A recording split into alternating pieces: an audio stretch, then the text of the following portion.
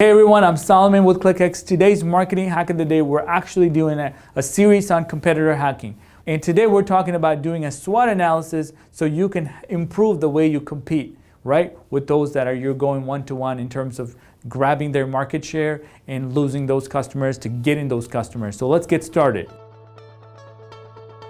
Marketing hack of the day is brought to you by ClickX. My first recommendation is to really have you evaluate your competitors, right? Understand and start to analyze these competitors and do a SWOT analysis with them, right? Do a SWOT analysis and understand, hey, listen, this particular competitors, what are they doing in the strength side, right? What are their weaknesses? And what are the opportunities that they have that we don't have? And what kind of threats do they have so that I can be prepared to attack when that happens. So in the strength section, right, what are your competitors doing that you can't?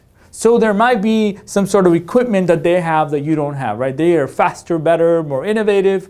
Maybe they have salespeople like by the hundreds, right? They might have 1,000 salespeople, but you don't have them because you took the strategy of doing inside sales, or you have inbound sales, but you don't really have the outbound sales strategy. And what do the customers perceive as their biggest weakness or their strength, right? Customers might say, oh yeah, they're the best because of such and such. You need to know the way the customers perceive that brand over your brand, right? Is it the customer service? Like maybe they have really awesome customer service, or they might have really poor customer service, which I would consider is a weakness. And maybe what you have to do is play to their weaknesses, right? So you know that they're pretty bad at this particular thing, so you can attack them.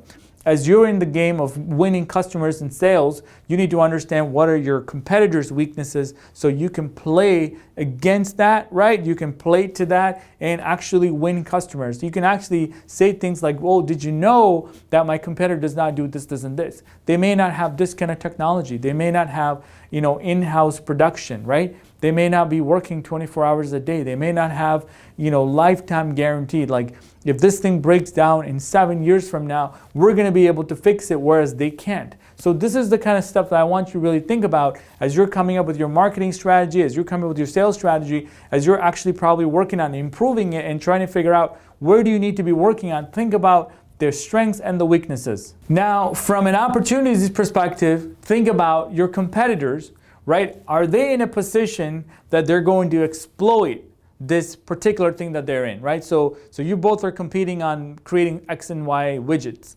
And are they in a position to exploit the demand that they have that you're going to be so far back that you couldn't even catch up, right? Is there a different kind of messaging that they're using that is way more compelling than your message? So let me ask you this. Are you moving much faster than your competitors, or are you actually built to move much faster than your competitor? A lot of companies, as they get bigger and bigger, they're not very agile, right? They're not very nimble, and it makes it really difficult for them to take over their competitors because they have to have so many layers of approvals, and they have to have all this red tape, and they can't really take it to the next level.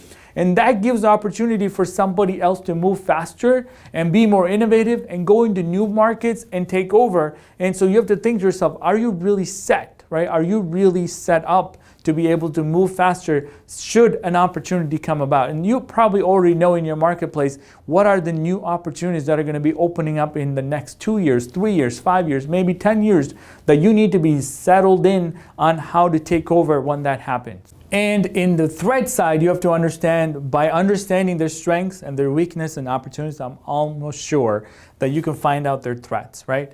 And if you don't know their threats, do some studying around, right? Their websites, or contact people that you might know. There might be some crossover in terms of relationships, and understand what is their biggest threat.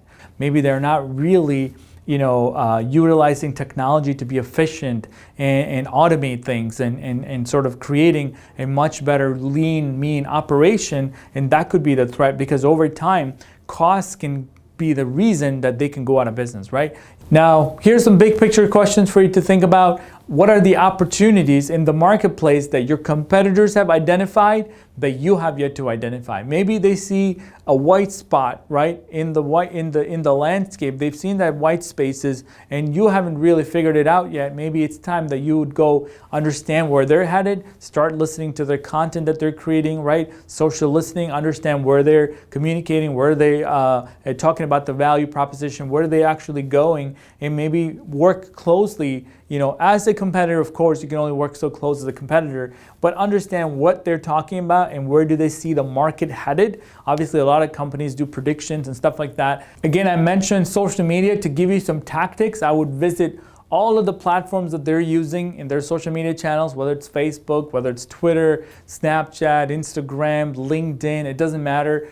It's one thing to just look at the fan base or the number of followers, but think about the frequency in which they post, right? And are they doing it consistently or are they doing it on and off? Do they post every other month? I mean, like I said, if your competitors are doing social media stuff and they're doing it really well and that engagement is really awesome, then you need to really up your game. Because if you can't do that, let me tell you, it's going to be only a matter of time when they're taking over more and more market share and that your market share is shrinking. By doing a SWOT analysis for your brand, I believe that you can have a much better strategy and much better success, right? So do that for every single one of your competitors and things will start to fall in place and give you very direct ideas that you can go execute and increase your market share. So as you can imagine, I'm really passionate about this topic, so I spend a lot of time digging around, and especially in the online space, as to what competitors are doing and how are they getting ahead and helping our clients and so forth. So if you have any questions, feel free to reach out to us. I'll be more than glad to answer any questions. And thank you again for watching another edition of Marketing Hack of the Day. Subscribe to ClickX.